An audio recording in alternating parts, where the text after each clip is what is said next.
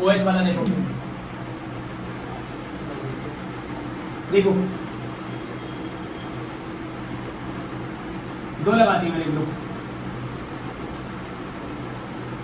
क्या है 1 2 3 4 5 5 कार्बन है ना। नंबरिंग वाइज हो रहे लेफ्ट से राइट से, बाय राइट से, क्योंकि मैंने बताया अगर कुछ ऐसा और दूसरा कोई भी ग्रुप आए प्रेफरेंस दूसरे ग्रुप को देना, प्रेफरेंस दूसरे ग्रुप। हाँ क्यों, क्योंकि मिथाइल को लास्ट प्रेफरेंस मिलेगी। क्या मिलेगी? Last preference. तो 1 2 3 4। अब इसका नाम होगा, ध्यान से देख लें, जिस जिसको आता है बहुत बढ़िया है। 4 पे मिथाइल, क्यों 4 पे मिथाइल।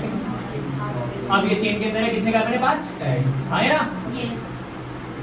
Pentane 2 4 methyl pentane 2। इसका मतलब पेंटेन पे 2 पे ऑल है और 4 पे क्या है? मिथाइल है। ठीक है पक्का। कुछ प्रेफरेंस सीरीज होती है, जनरल प्रेफरेंस आप कैसे देते हो किसको? अभी मैं जनरली बता रहा हूँ, इसका एक दो चीजें गलत हो सकती है। सबसे पहले COH को प्रेफरेंस देते हो, फिर CHO को प्रेफरेंस देते हो, फिर एल्कोहल को देते हो शायद, फिर आप कीटोन को देते हो, ऐसे कर करके आप आगे चलते हो। फिर आप उसको देते हो क्या बोलते हैं, क्लोरीन ब्रोमीन को, फिर आप देते हो डबल बॉन्ड को, फिर आप देते हो ट्रिपल बॉन्ड को, फिर आप देते हो लास्ट में एल्काइल ग्रुप। ठीक है ना, कुछ ऐसे प्रेफरेंस है। तो अगर COOH आ गया तो भाई वही बनना है, कोई और बन हो ही नहीं सकता, है ना। ठीक है COH आ गया तो भाई उसके अलावा कोई और बन हो नहीं सकता। COH के साथ एक और खास बात है, वो सिर्फ कोने में लगता है, बीच में लग ही नहीं सकता। लास्ट वाले कार्बन पे COH लगेगा तो वो ही आपका, बाकी कुछ भी होता रहे उसको हमने नहीं बताया।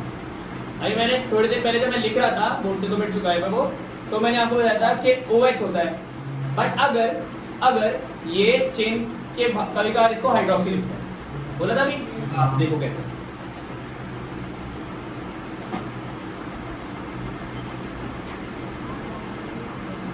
अब यहाँ पे आपके पास कितने ग्रुप आ गए बेटा? 2 फंक्शनल ग्रुप आ गए, 1 2 है ना। इस वाले कार्बन को आपको चेन में गिनना है, क्यों? इसको तो प्रेफरेंस देंगे। पक्का? स्वाति पक्का? मोहिनी पक्का? तुम दोनों पीछे बैठ के सोते ले रहे हो, आगे खोल के, आगे तो खुली हुई है। ठीक है पक्का ना? 1 2 3 4 5। अभी मैंने क्या बताया था थोड़ी देर पहले कि OH जो है वो चेन के अंदर आता है, उसे ऑल लेते हैं, बट वो तब लेते हैं जब OH एक लौता ग्रुप होता है। OH से ज़्यादा प्रेफरेंस तो हमने इसे दे दी, तो इसको ग्रुप मानेंगे, इसको ग्रुप मानेंगे ही नहीं। OH को हम मिल मानेंगे हाइड्रोक्सी। क्या मानेंगे? हाइड्रोक्सी। इसका नाम है 3 पे क्या लगा हुआ है? हाइड्रोक्सी। कितने कह रहे हैं? 5। पेंटेन, जब COH लग जाता है तो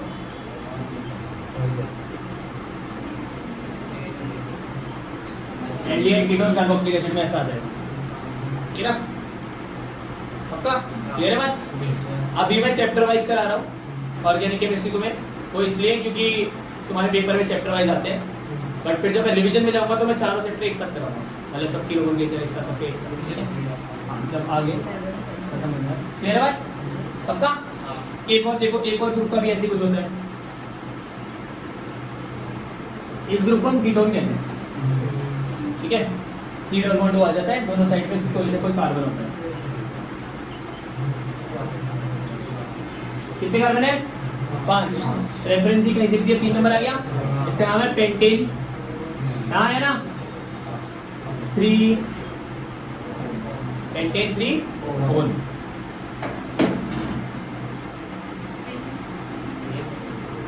कीटोन बोलते हैं ना। हाँ कीटोन बोलते हैं। ठीक है एक और देखो, चलो OH वाला देखो, कीटोन वाला चैप्टर बहुत दूर है।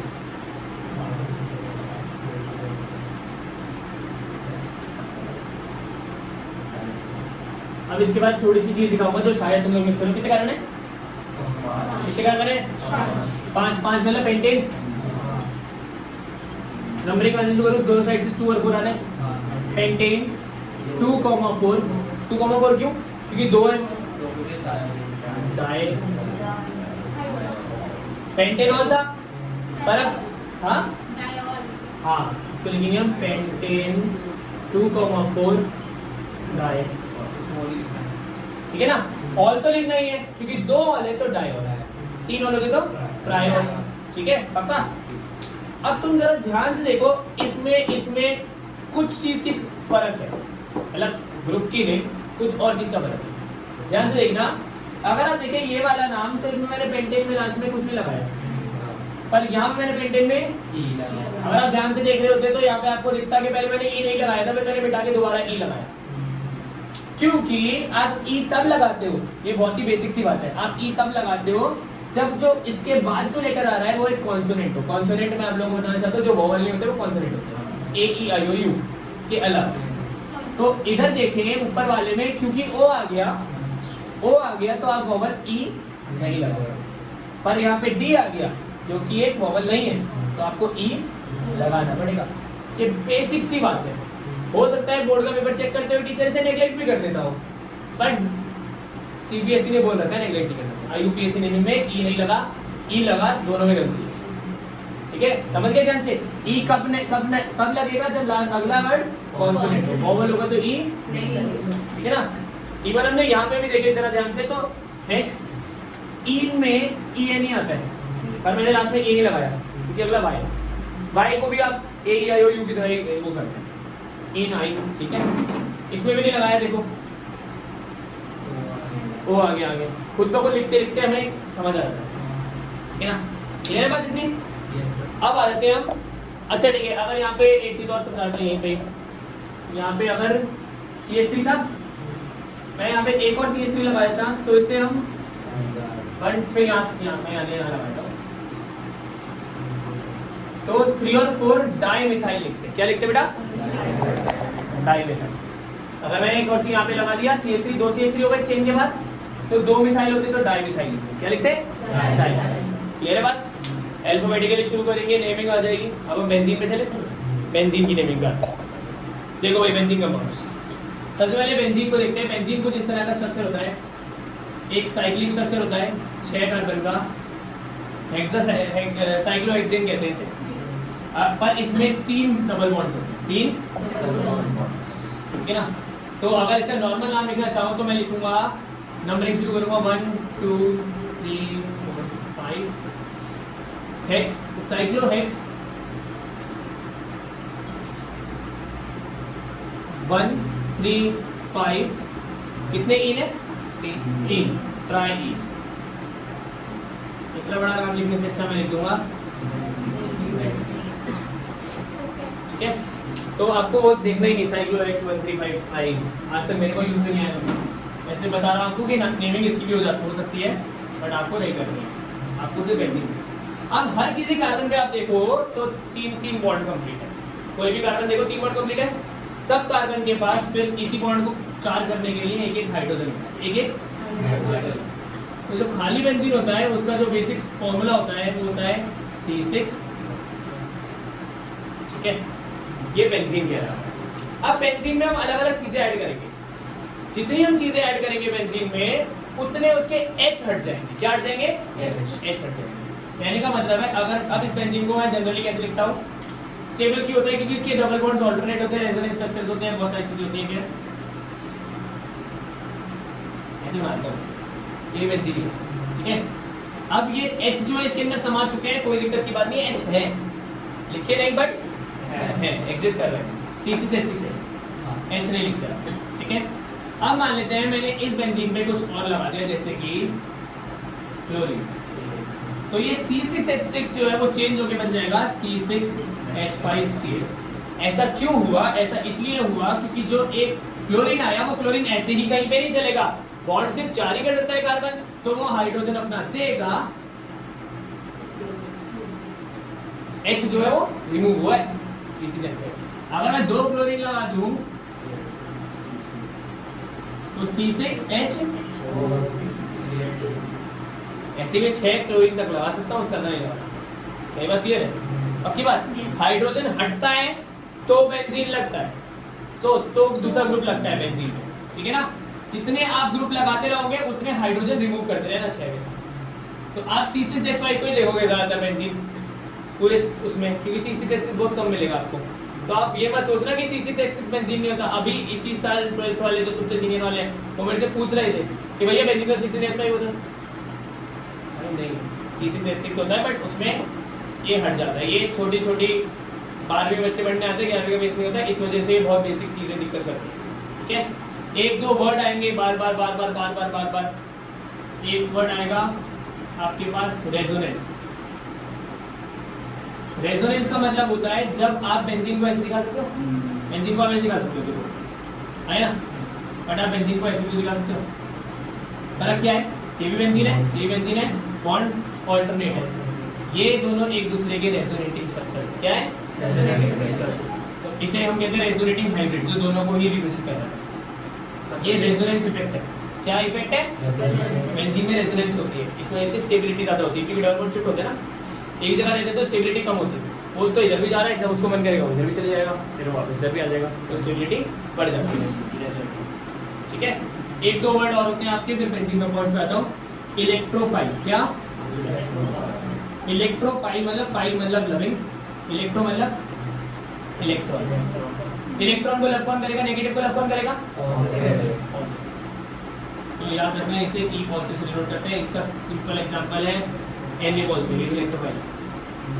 अभी बहुत जगह पे आप पढ़ोगे इलेक्ट्रोफिलिक सब्स्टिट्यूशन रिएक्शन, इसका मतलब है इलेक्ट्रोफाइल ने आके सब्स्टिट्यूट कर दिया। सब्स्टिट्यूट कर दिया क्या मतलब, कि पहले मैं किसी और के साथ घूमना था, अब मैं किसी, मैंने क्या कर दिया, सब्स्टिट्यूट। क्या कर दिया, सब्स्टिट्यूट। ठीक है, एक और वर्ड आएगा न्यूक्लियोफाइल। Nucleophile negative charge. क्या, Cl नेगेटिव, SO4 में 2 नेगेटिव, सारे nucleophile. Nucleophilic addition reaction chapter number 10 में है।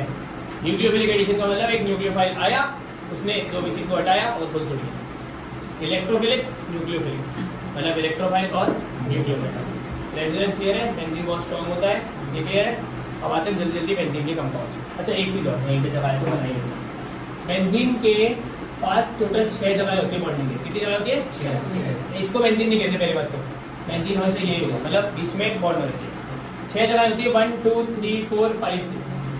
अगर मैंने यहाँ लगा रखा है ना क्लोरीन, तो ये 1 है। बेंजीन का 1 कोई भी नहीं होता, सारे कोई भी हो सकता है।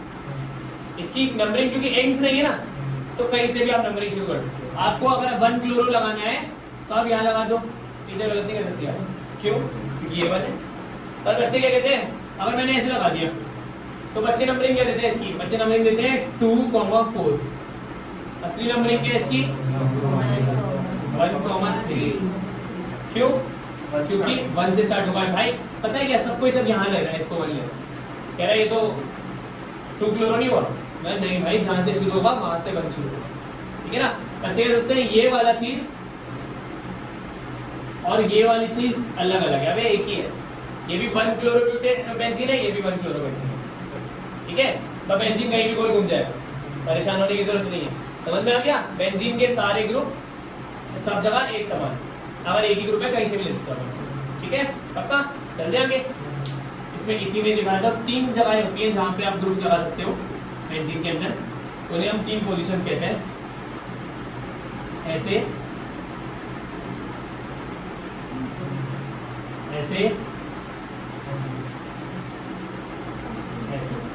अगर इसको गिने तो ये पोजीशन है 1 और 2 है ना, ये पोजीशन गिने तो 1 2 3 शॉर्टेस्ट। उल्टा साइड से भी गिन सकते थे, बट हमें छोटे नंबर देने होते हैं तो हमें शॉर्टेस्ट लिखते हैं। ये पोजीशन गिने तो 1 2 3 4, तो इसको हम कहते हैं 1, 2 1, 3 1, 4। 1, 2 की पोजीशन को हम नाम देते हैं, कौन बता रहा है, ऑर्थो। क्या नाम देते हैं, ऑर्थो। 1, 3 की पोजीशन को हम नाम दे सकते हैं मेटा। 1, 4 की पोजीशन को हम नाम दे सकते हैं, तो आप याद रखते हैं ऑर्थो मेटा पैरा। क्या, ortho Meta para, OMP 1 2 1 2 1 3 1 4, ortho Meta para. Clear है, कोई दिक्कत, पक्का। चल दो इसकी थोड़ी सी नोमेनक्लेचर्स पे आ जाओ। हाँ, पहला नॉर्मल बेंजीन, फिर क्लोरीन है तो क्लोरोबेंजीन, ब्रोमीन होता तो ब्रोमोबेंजीन। ठीक है, बेंजीन के ऊपर अगर OH लगा हुआ है तो इसका नाम बेंजीनॉल नहीं होता, फिनॉल होता है। क्या होता है, फिनॉल। बेंजीन के ऊपर अगर CH3 लगा होता है तो मिथाइल बेंजीन लिख सकते हो, बट इसका नाम होता है टोलुईन। ठीक है, बेंजीन के ऊपर अगर OCH3 लगा होता है तो इसे मिथॉक्सी बेंजीन कह सकते हैं, बट इसका जनरल नाम होता है आपका एनिसोल। क्या? एनिसोल। बेंजीन के ऊपर अगर COCH3 लगा होता है तो ये कीटोन ग्रुप लग गया और इसका नाम होता है फिर एसीटोफिनोल। एसीटोफिनोल। बेंजीन के ऊपर अगर CHO लग गया तो उसे हम कहते हैं बेंज़ैल्डिहाइड। क्या कहते हैं? डायरेक्ट नाम याद होना चाहिए आपको। ये कन्वर्जन आ जाता है बेंज़ैल्डिहाइड में कन्वर्ट करो। अब आपको पता ही नहीं बेंज़ैल्डिहाइड क्या है, ठीक है। बेंजीन के ऊपर अगर COOH लग गया तो ये बेंजोइक एसिड। क्या? Benzoic acid. बेंजीन के ऊपर अगर NH2 लग गया तो एनिलीन। बेंजीन के ऊपर अगर NO2 लग गया तो नाइट्रोबेंजीन।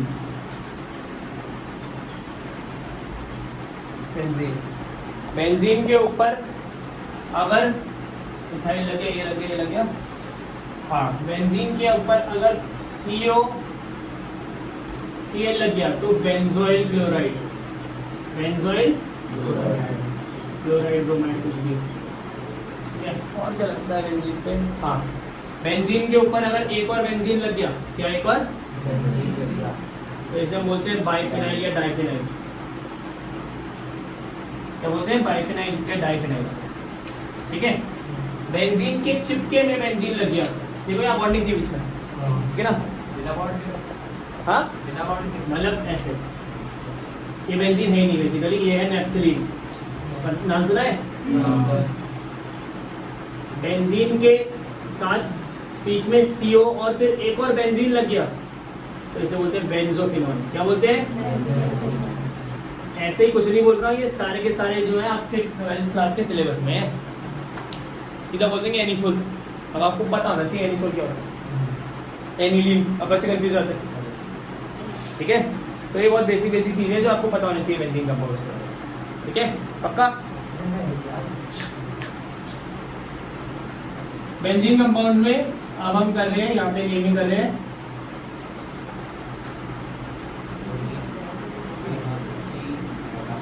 अब इसे टोलिंग मत लो, इसे जनरली, क्योंकि दो ग्रुप आ गए हैं तो ज़्यादा कंफ्यूज मत हो, सिंपल सी बात करो। इसमें दो ग्रुप्स हैं, C2H5 और CH3। नेमिंग हम कैसे लेते हैं? नंबरिंग आप कहीं से भी तब लेंगे जब दोनों का नाम ले लो। मेन कार्बन चेन हम रिकॉग्नाइज करें क्या है? बेंजीन। मेन कार्बन चेन क्या है? बेंजीन। तो अब आप देखो, एक ग्रुप ये है, इसका नाम है मिथाइल। एक ग्रुप ये है, इसका नाम है इथाइल। यही हो रहा था। अल्फाबेटिकली पहले कौन सा लेंगे? बेंजीन में हमेशा अल्फाबेटिकली करना पड़ेगा, क्यों? ठीक है, तो 1 2 3 पक्का। 1 इथाइल, 3 मिथाइल बेंजीन। टोलिंग इसलिए नहीं लिया, इसे 3 इथाइल टोलिंग लेना पड़ता। कभी कभी कंफ्यूजिंग हो सकता है, तो जनरली बात करो। सिंगल होंगे तो अलग बात। हाँ, मतलब फिर टोलिंग को 1 लेते ना, प्रेफरेंस दे देते ना, फिर उसे प्रेफरेंस यहाँ पे नहीं दे सकता दोनों में से इसके लिए। फिर हम एक बात कर लेते हैं यहाँ पे, ये बहुत ज़्यादा बार आता है बेटा। लॉन्गेस्ट कार्बन चेन कौन सी है?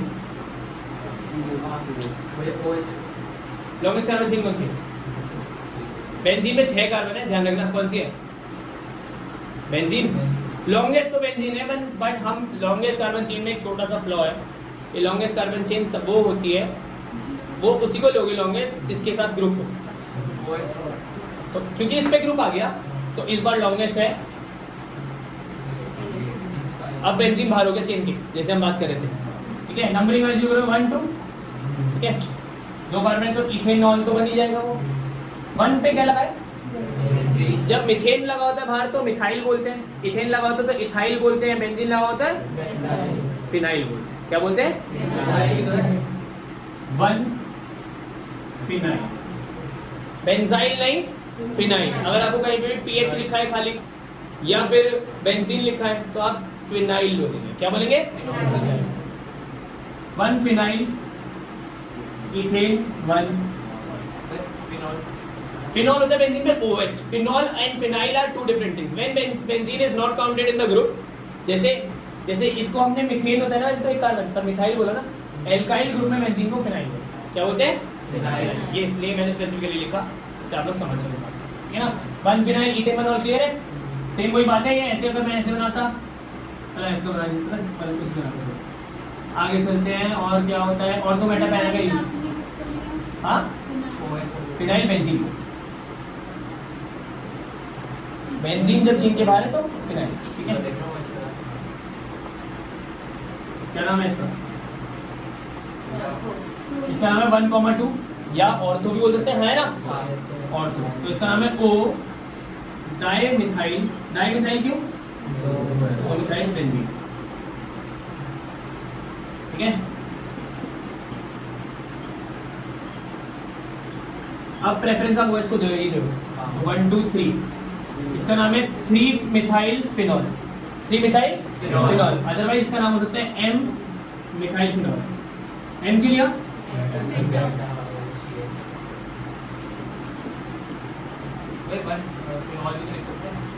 वन फिनॉल नहीं लिखेंगे, फिनॉल 1 ही है। फिनॉल मान लिया ना इसे, तो ये पूरे को एक ही चीज मान ली। फिनॉल 1 में नहीं होता, फिनॉल फिनॉल होता है। इसलिए यहाँ OH लिख दिया, यहाँ पे आपने NO2 लिख दिया। क्या लिख दिया? NO2। तो इसका नाम है 1 पे, तो ये तो फिनॉल बन गया। 1 2 3 4, 4 नाइट्रोफिनॉल, नहीं तो P नाइट्रो। अब एक चीज जो कि 11वीं कक्षा में बहुत ज्यादा बार आ रही थी और दिक्कत हो रही थी बहुत लोगों को, वो थी ऑर्थो मेटा पैरा में कन्वर्जेंस। ऑर्थो मेटा पैरा में कन्वर्जेंस, ठीक है। एक चीज याद रखेंगे, बेंजीन के ऊपर जो ग्रुप्स लगे हैं, जितने भी ग्रुप्स लगे हैं, ये सारे अलग अलग जगह पे डायरेक्ट करते हैं। क्या करते हैं? सिंपल भाषा में बताऊं तो ये कुछ इस तरह से होते हैं कि बेंजीन है खाली, जब तक खाली बेंजीन है वो हमेशा कहाँ पे आएगा? 1 पोजीशन पे, चाहे वो कहीं भी है उसे 1 गिनेंगे। बट अगर आप दूसरा ग्रुप डालना चाहोगे, मान लो आपने बेंजीन लिया, बेंजीन को आपने कन्वर्ट किया ब्रोमो बेंजीन, इसमें आपने कहा मैं NO2 भी डालूंगा इसमें। क्या डालूंगा? NO2। तो ब्रोमीन जो है NO2 जब आएगा, ब्रोमीन जो है NO2 को डायरेक्ट कर देगा कि भाई वहां जाके बैठा। क्योंकि मैं पहले से आया हूं, आई विल टेल यू कि दूसरा वाला ग्रुप कहां जाके बैठेगा, और ब्रोमीन जो है वो हमेशा उसको भेजेगा अगर बेंजीन होता खाली और पहले में नाइट्रो डालता, पहले में नाइट्रो और फिर ब्रोमीन डालता, तो अब नाइट्रो के पास हिसाब किताब है ना कि भाई मैं बताऊंगा कहां बैठेगा तू। नाइट्रो हमेशा उसे भेजता मेटा। तो कुछ ग्रुप्स जो होते हैं जो आपको मेटा ऑर्थो पे सॉरी पैरा में भेजते हैं, उनको हम कहते हैं ऑर्थो पैरा डायरेक्टिंग ग्रुप्स।